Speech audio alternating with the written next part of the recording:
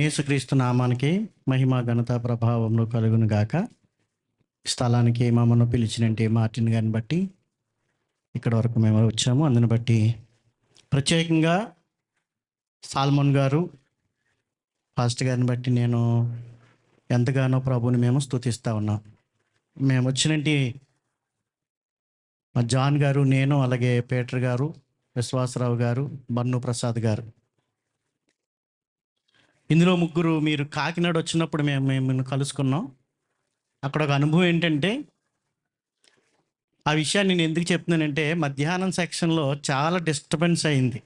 కాకినాడలో కరెంటు పోయింది ఆ కాన్ఫరెన్స్లో.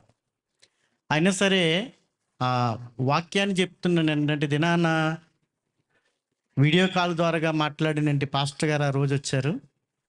వారు చెప్పినప్పుడు, అలాగే తర్వాత మన పాస్టర్ గారు తుమ్మ చెట్టు కొరకు ఒక అద్భుతమైన సందేశం చెప్పారు మధ్యాహ్నం. అది ఎంతమంది గుర్తుందో, ఆ రోజు చాలామంది మేము వచ్చినట్టు వారము ఆ వాక్య భాగాన్ని బట్టి మేము తృప్తి పడ్డాము. ఎందుకంటే మేము మధ్యాహ్నం సెక్షన్కి వచ్చాం సార్.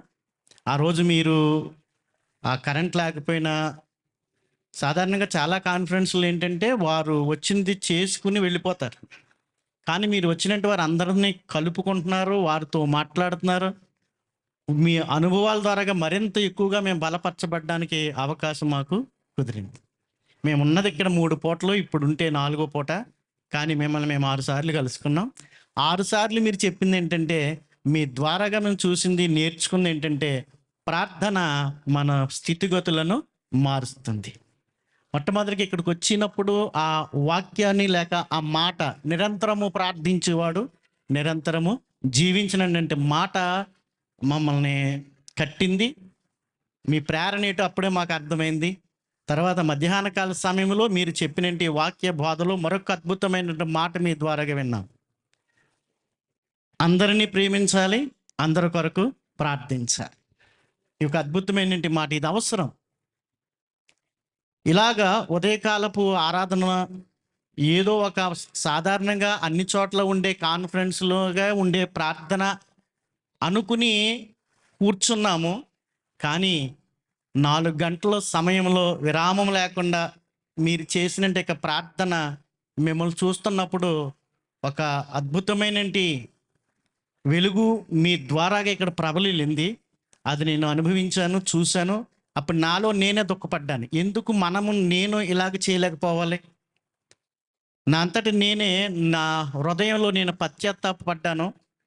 ఇలాగ నేను ఎందుకు చేయలేకపోతా ఉన్నాను? ఈ 20 సంవత్సరాల సేవ పరిచర్యలో ఏదో ఒక కొద్దిసేపు సమయం మాత్రమే ప్రార్థన గడుపుతున్నాము.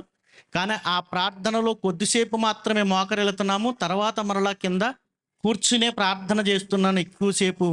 కానీ ఇలాగ నేను కూడా నిలవబడాలి, ఇలాగ నేను కూడా సేవకుల వలె నేను కూడా అనేకుల కొరకు, దేశము కొరకు, దేశ రక్షణ కొరకు కూడా ప్రార్థించాలని ఒక మంచి తీర్మానం అయితే ఉదయకాలం నేను అనుభవించాను. అందుకనే ప్రార్థన అయిన వెంటనే మిమ్మల్ని కలుసుకుని మళ్ళీ అమ్మగారి దగ్గరికి వెళ్ళి వాటర్ బాటిల్ కావాలండి అయ్యగారికి అని చెప్పి వెంటనే నేను, ఎందుకంటే నేను చాలా ఉద్రేకపడడం కాదు కానీ చాలా నేను నా అంతటి నేనే దేవుని ఆత్మచేత నేను ప్రేరేపింపబడ్డాను. కనుక మీ పరిచర్యను చూసాము, మాకెంతో సంతోషం. అలాగే నేను ఒక 2-3 సార్లు వీడియో ప్రసంగాల ద్వారాగా మేము కలుసుకున్నాము. అందును బట్టి మరొకసారి ఇలాగ ప్రత్యక్షంగా మిమ్మల్ని కలుసుకోవడం, మీ సేవా అనుభవాన్ని చూడడం, ఉదయకాలము, మధ్యాహ్నము, అలాగే ఈ సమయంలో కూడా అద్భుతంగా మీ ద్వారా దేవుడు మాతో మాట్లాడబోతున్నాడు. అందును బట్టి ప్రత్యేకమైన వందనాలు మీకు చెల్లిస్తూ ఉన్నాం. మీ పరిచర్యను నిరంతరము జ్ఞాపకం చేసుకుని ప్రార్థిస్తామని తెలియజేస్తున్నాం. మా కొరకు ప్రార్థించండి. థ్యాంక్ యూ అయ్య గారు.